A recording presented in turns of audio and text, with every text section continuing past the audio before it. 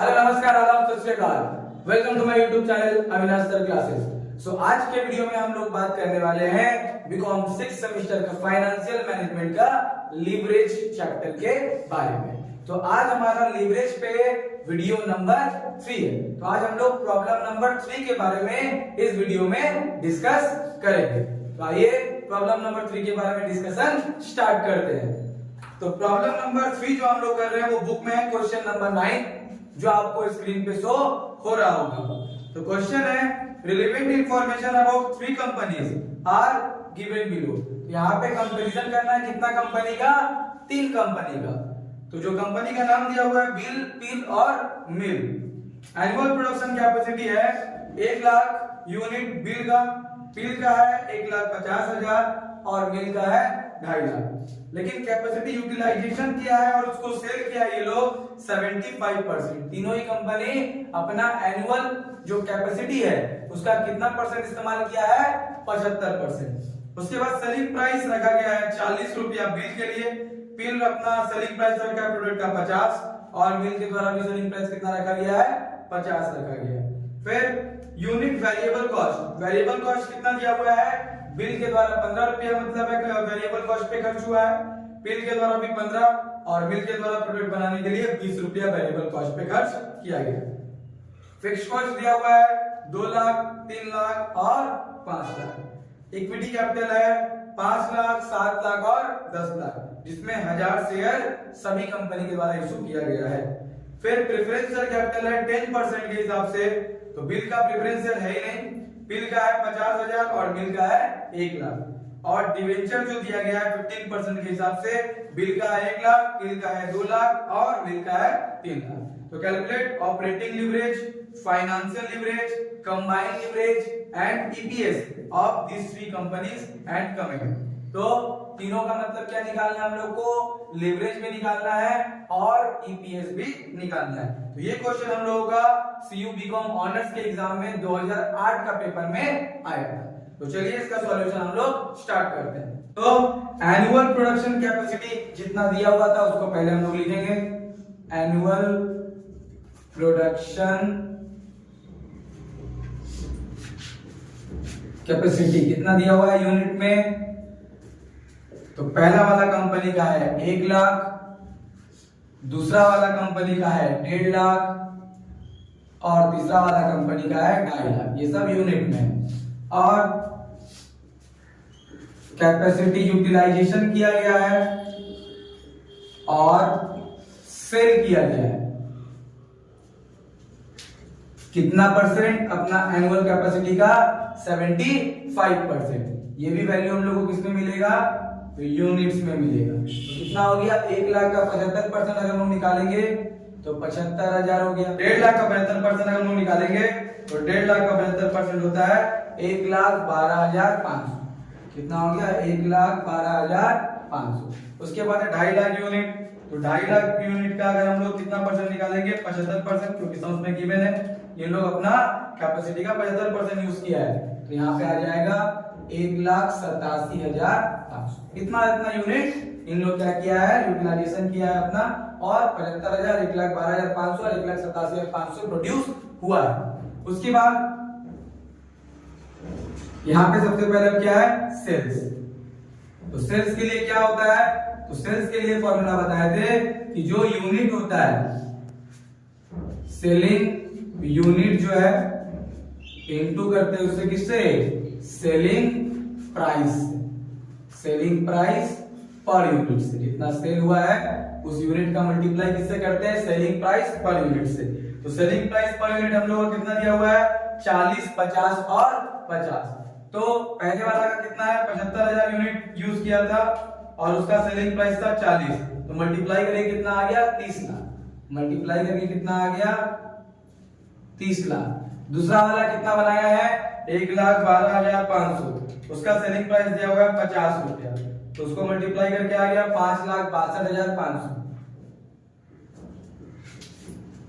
उसके बाद third number 1,87,500, उसका सेलिंग प्राइस भी दिया हुआ है 50 रुपया, तो मल्टीप्लाई करके आ जाएगा 93,75,000। कितना आ जाएगा, 93,75,000। 75,000। इसका होगा 56,25,000 और दूसरा कितना होगा 93,75,000। तो ये हो गया हम लोगों का क्या सेल, ये हो गया हम लोगों का सेल। उसके बाद हम लोग क्या करेंगे, उससे लेस किया जाता है सेल से वेरिएबल कॉस्ट। सेल से हम लोग क्या लेस करते हैं वेरिएबल कॉस्ट। तो वेरिएबल कॉस्ट भी जब हम लोगों के पास नहीं दिया हुआ है तो कैसे निकालेंगे, सेल्स का यूनिट से हम लोग इनटू करेंगे वेरिएबल कॉस्ट पर यूनिट जो दिया हुआ है। तो सेल कितना है 75,000 और वेरिएबल कॉस्ट पहला वाला का दिया है 15 रुपया। तो 75,000 से 15 में गुना करेंगे तो आएगा 11,25,000। कितना आएगा 11,25,000। उसी तरह दूसरा का सेल कितना है 1,12,500 और उसका वेरिएबल कॉस्ट दिया हुआ है 15 रुपया। तो मल्टीप्लाई करने पे आ जाएगा 16,87,500। 16,87,500। उसके बाद थर्ड कंपनी जो है उसका हम लोगों का कितना सेल है 1,87,500 और उसका वेरिएबल कॉस्ट दिया हुआ है 20 रुपया। तो मल्टीप्लाई करेंगे कितना आ जाएगा 37,50,000। 37,50,000। तो सेल से वेरिएबल कॉस्ट अगर हम लोग माइनस करते हैं तो हम लोगों का क्या आ जाता है कंट्रीब्यूशन। तो सेल्स कितना है पहला केस में 30 लाख। तो 30 लाख से हम लोग माइनस करेंगे 11,25,000। तो हम लोग कंट्रीब्यूशन आएगा 18,75,000। दूसरा केस में यहाँ पे 56,25,000, उससे हम लोग माइनस करेंगे 16,87,500। तो आ जाएगा 39,37,500। 39,37,500। उसके बाद थर्ड केस में हम लोग कितना था 93,75,000 सेल्स, उससे वेरिएबल कॉस्ट माइनस करेंगे 37,50,000। तो हम लोग का वैल्यू आ जाएगा 56,25,000। ये अपना क्या आ गया कंट्रीब्यूशन। फिर कंट्रीब्यूशन से हम लोग क्या लेस करते हैं फिक्स्ड कॉस्ट। कंट्रीब्यूशन से हम लोग क्या लेस करेंगे फिक्स्ड कॉस्ट जो गिवन है। पहला वाला कंपनी के लिए गिवन है 2 लाख, दूसरा वाला कंपनी के लिए गिवन है 3 लाख और तीसरा वाला कंपनी के लिए भी गिवन है 5 लाख रुपया। तीसरा वाले कंपनी के लिए कितना गिवन है 5 लाख। तो माइनस करके क्या आ जाएगा अपना EBIT यानी earning before interest and tax. 18,75,000 से 2 लाख गया तो हो जाएगा 16,75,000। फिर 39,37,500 से 3 लाख चला जाएगा तो 36,37,500। फिर 56,25,000 से 5 लाख चला जाएगा तो 51,25,000। ये अपना आ गया EBIT। देन EBIT से हम लोग को लेस करना पड़ता है इंटरेस्ट। EBIT से फिर लेस क्या करना पड़ता है इंटरेस्ट। इंटरेस्ट कैसे निकालेंगे, हम लोग का जो डिवेंचर दिया हुआ है डिवेंचर का कितना परसेंट बोला गया है 15% इंटरेस्ट दिया गया है। तो बिल के द्वारा 1 लाख रुपया लिया गया है तो 1 लाख का 15% हम लोग निकालेंगे। तो 1 लाख का 15% कितना हो गया 15,000। दूसरा कंपनी जो है बिल वो 2 लाख रुपया डेब्ट लिया था उधार लिया था तो 2 लाख का 15% कितना हो जाएगा 30,000। और तीसरा कंपनी के द्वारा यानी मिल के द्वारा 3 लाख रुपया उधार लिया गया था तो 3 लाख का 15% कितना हो जाएगा 45,000। तो EBIT से जैसे ही इंटरेस्ट हम लोग माइनस करेंगे तो क्या आ जाएगा अर्निंग बिफोर टैक्स। तो कितना आता है 16,75,000 से माइनस करते हैं 15,000 तो आ गया 16,60,000। इधर पे कितना वैल्यू है 16,60,000। फिर 36,37,500 से हम लोगों को माइनस करना पड़ेगा 30,000 तो आ जाएगा 36,34,500।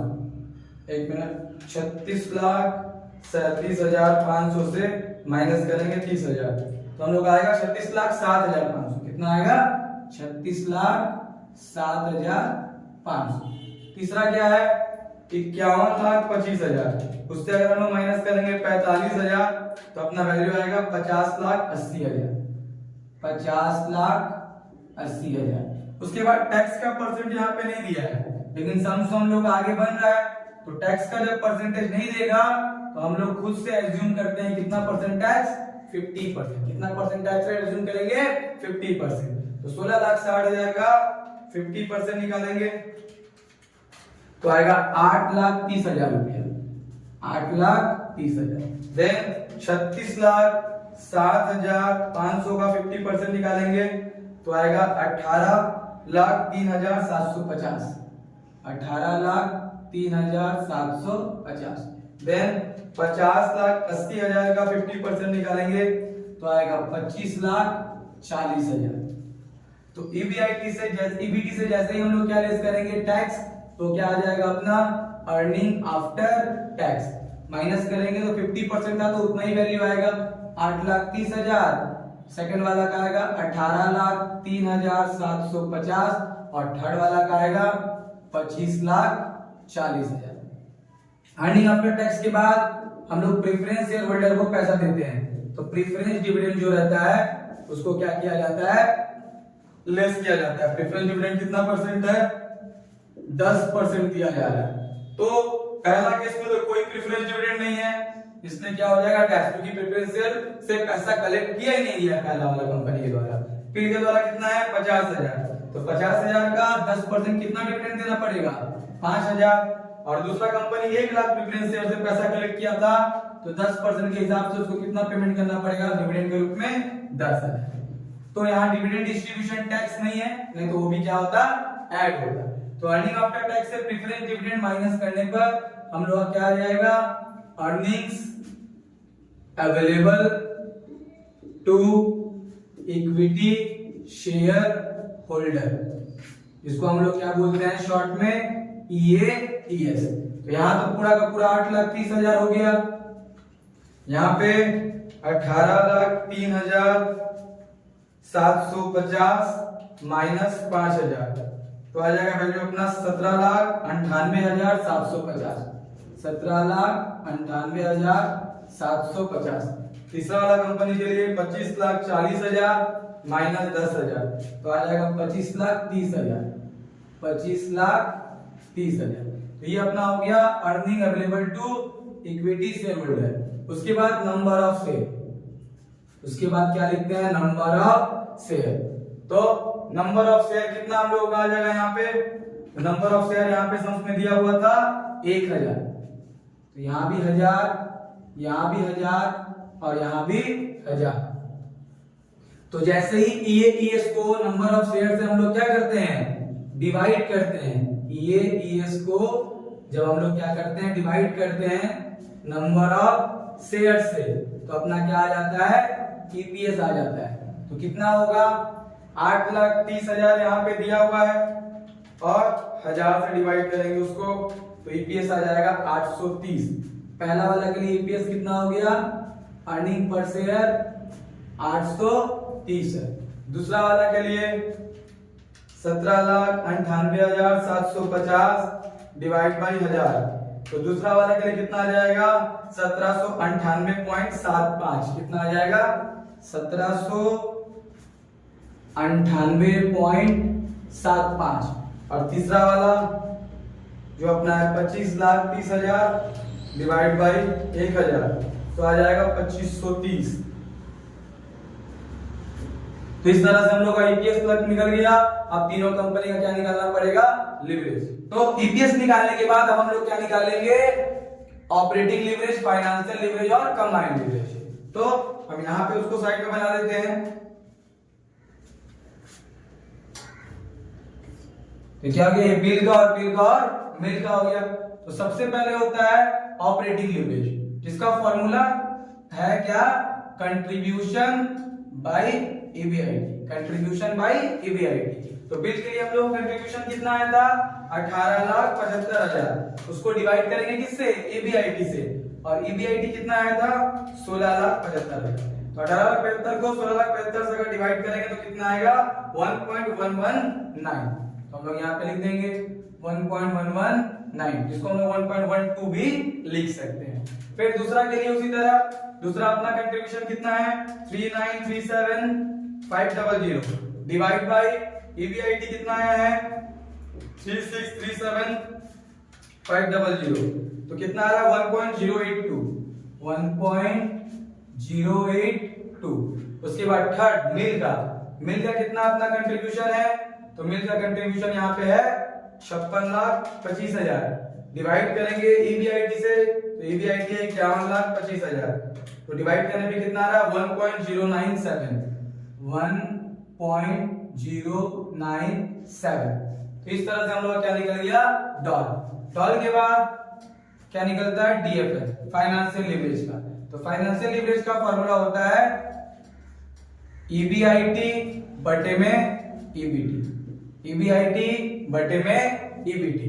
तो ईबीआईटी कितना था हम लोगों का, पहला केस में 16,75,000 डिवाइड बाय ईबीटी, ईबीटी कितना है 16,60,000। तो डिवाइड करने पे कितना आएगा 1.009, 1.009, जिसको 1.01 भी लिया जा सकता है।